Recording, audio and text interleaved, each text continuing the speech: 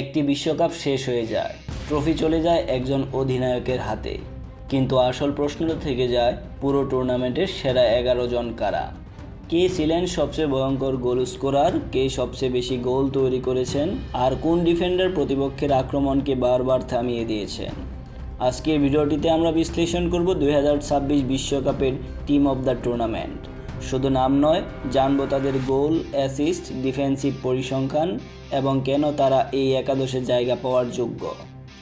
তাহলে ভিডিওটি শেষ পর্যন্ত দেখুন, কারণ এই একাদশে এমন একজন খেলোয়াড় আছেন যিনি 40 বছর বয়সেও পুরো বিশ্বকে আবারও অবাক করে দিয়েছেন। শুরুতেই আমরা শুরু করছি গোলরক্ষক দিয়ে। গোলরক্ষকের তালিকায় এবারের বিশ্বকাপের সেরা গোলরক্ষক নির্বাচিত হয়েছে বোজিনহা। ক্যাপ ভার্দের এই গোলকিপার, তিনি প্রথমবার বিশ্বকাপ খেলেই নির্বাচিত হয়েছেন প্রধান গোলরক্ষক হিসেবে। ফুটবলে একটি কথা প্রচলিত আছে, একজন ভালো গোলরক্ষক একটি ম্যাচ বাঁচাতে পারেন, কিন্তু একজন অসাধারণ গোলরক্ষক পুরো টুর্নামেন্ট বদলে দিতে পারেন। ক্যাপ ভার্দের বোজিনহা ঠিক সেটাই করেছেন। বিশ্বকাপের শুরুতেই খুব কম মানুষ ক্যাপ ভার্দেকে গুরুত্ব দিয়েছিল, কিন্তু ম্যাচের পর ম্যাচ তিনি অবিশ্বাস্য সব সেভ করে বিশ্বের নজর কেড়ে নেন। বড় বড় স্ট্রাইকারদের নিশ্চিত গোলও তিনি ফিরিয়ে দিয়েছেন।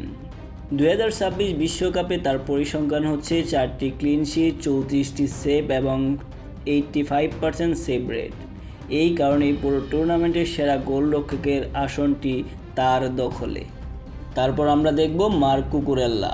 আধুনিক ফুটবলে ফুলব্যাক মানেই শুধু ডিফেন্ডার নয়, তিনি একজন অতিরিক্ত উইঙ্গারও বটে। আর সেই ভূমিকায় ছিলেন কুকুরেয়া, ছিলেন অসাধারণ। বাম প্রান্ত দিয়ে একের পর এক আক্রমণ তৈরি করেছেন, আবার রক্ষণেও ছিলেন সমান কার্যকর। প্রতিপক্ষের উইঙ্গাররা তার পাশ দিয়ে খুব কমই এগোতে পেরেছে। এবারের বিশ্বকাপে তার পরিসংখ্যান হচ্ছে 1টি গোল করেছেন তিনি এবং অ্যাসিস্ট করেছেন 3টি গোলে। 22টি সফল ট্যাকল এবং 28টি ক্লিয়ারেন্স দিয়েছেন তিনি। তাই তো এই পজিশনে তিনি জায়গা পাওয়ার সবথেকে বড় দাবিদার। তারপরে রয়েছে আপামেকানো। গোল করা যত কঠিন, সেই গোল আটকানো তার চেয়েও কঠিন। আর সেই কাজটাই পুরো বিশ্বকাপ জুড়ে নিখুঁতভাবে করেছেন আপামেকানো। তার শারীরিক শক্তি, টাইমিং এবং হেডিং ক্ষমতা ছিল অসাধারণ। প্রতিপক্ষের স্ট্রাইকাররা তার সামনে খুবই কম সফল হয়েছে। এবারের পরিসংখ্যানে তিনি গোল করেছেন 1টি, 46টি ক্লিয়ারেন্স দিয়েছেন এবং 19টি ইন্টারসেপশন দিয়েছেন। তারপর আরেক ডিফেন্ডার লিসান্দ্রো মার্টিনেজ। উচ্চতায় ছোট কিন্তু সাহসে বিশাল। লিসান্দ্রো মার্টিনেজ প্রতিটি ম্যাচে এমনভাবে লড়েছেন যেন প্রতিটি বলই তার শেষ বল।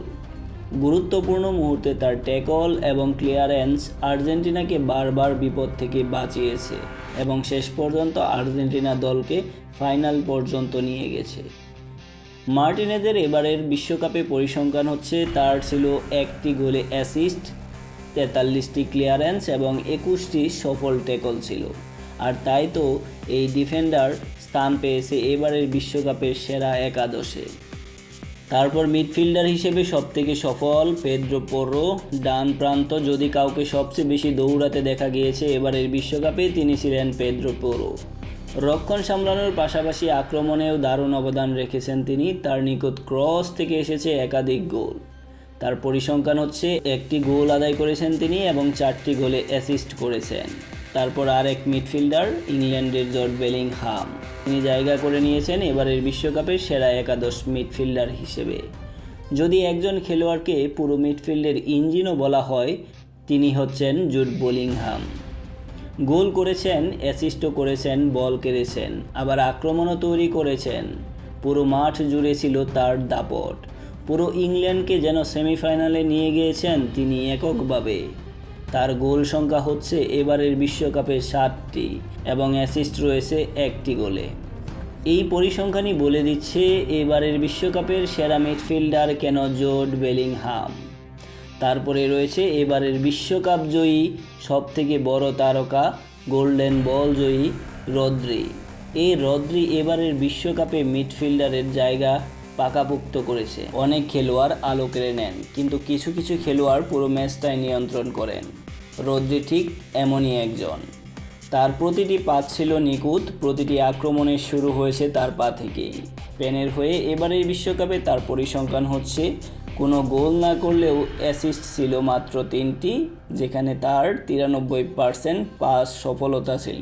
এবং মিডফিল্ডারের পুরো ত্রাণ হয়েছিলেন স্পেনের এই রদ্রি। আর তাই তো এবারের বিশ্বকাপের গোল্ডেন বল তার হাতেই উঠেছে। তারপর আরেক মিডফিল্ডার হচ্ছে মাইকেল অলিসে। পুরো টুর্নামেন্টে যদি সবচেয়ে চমকপ্রদ মিডফিল্ডারের নাম বলতে হয় তাহলে সেটি হচ্ছে ফ্রান্সের মাইকেল অলিসে। তার ড্রিবলিং, থ্রু পাস এবং সৃজনশীলতা প্রতিপক্ষের রক্ষণকে বারবার ভেঙে দিয়েছে। পরিসংখ্যান হচ্ছে তিনি কোনো গোল না পেলেও 60টি গোলে অ্যাসিস্ট করেছেন এই মাইকেল অলিসে, যার জন্য এমবাপ্পে এবং ডেম্বলে সহজে গোল আদায় করতে পেরেছে।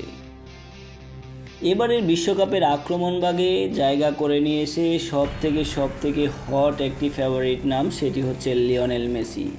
ফুটবলের ইতিহাসে কিছু নাম কখনো পুরনো হয় না, লিওনেল মেসি সেই নামগুলোর অন্যতম। 40 বছর বয়সেও তিনি যেন সময়কে হার মানিয়েছেন। মাঠে তার প্রতিটি স্পর্শ ছিল জাদুর মতো।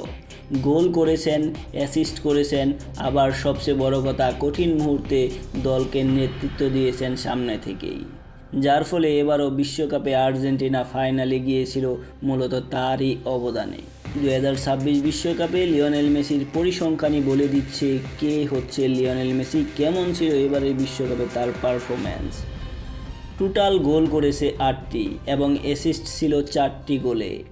এর থেকে আর কি বেশি হতে পারে এই 40 বছর বয়সী কোনো খেলোয়াড়ের কাছ থেকে, যেখানে অবশ্য ছিল একটি হ্যাট্রিক। সবথেকে বৃদ্ধ বয়সে এটাই বিশ্বকাপের হ্যাট্রিক।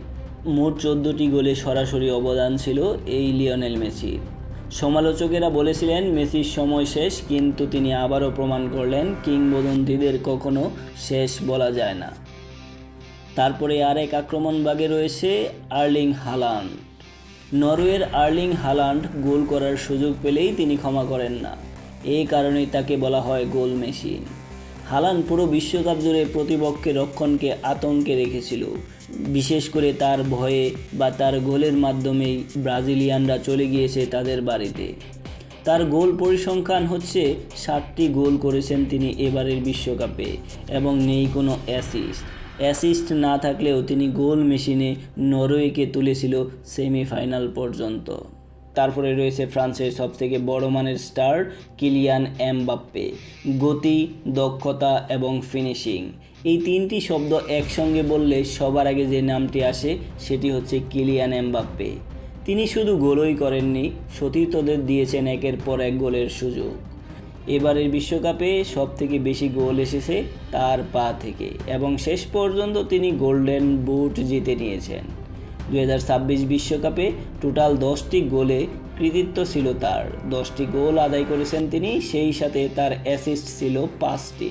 একবার ভেবে দেখেন তো, টোটাল 15টা গোলে ছিল তার অবদান, যদিও তিনি শেষ পর্যন্ত ফ্রান্সকে ফাইনালে তুলতে ব্যর্থ হয়েছিলেন। তবুও ব্যক্তিগত পারফরমেন্সের দিক থেকে এই এমবাপ্পে ছিল সবথেকে সেরা। এটাই ছিল 2026 বিশ্বকাপের সেরা একাদশ। এমন একটি দল যেখানে মেসির অভিজ্ঞতা, হালান্ডের গোল্ড, এমবাপ্পের গতি, বেলিংহামের দাপট, রদ্রির নিয়ন্ত্রণ আর বজিনহার অবিশ্বাস্য সেভ, সব মিলিয়ে যেন ফুটবলের এক পরিপূর্ণ শিল্পকর্ম স্থান পেয়েছে এবারের বিশ্বকাপের সেরা একাদশে। এখন প্রশ্ন আপনাদের কাছে, এই একাদশে কি আপনারা কোনো পরিবর্তন করতে চান, নাকি এটাই 2026 বিশ্বকাপের প্রকৃত সেরা দল বলে মনে হয় আপনার কাছে? কমেন্টে আপনার মতামত জানাতে ভুলবেন না।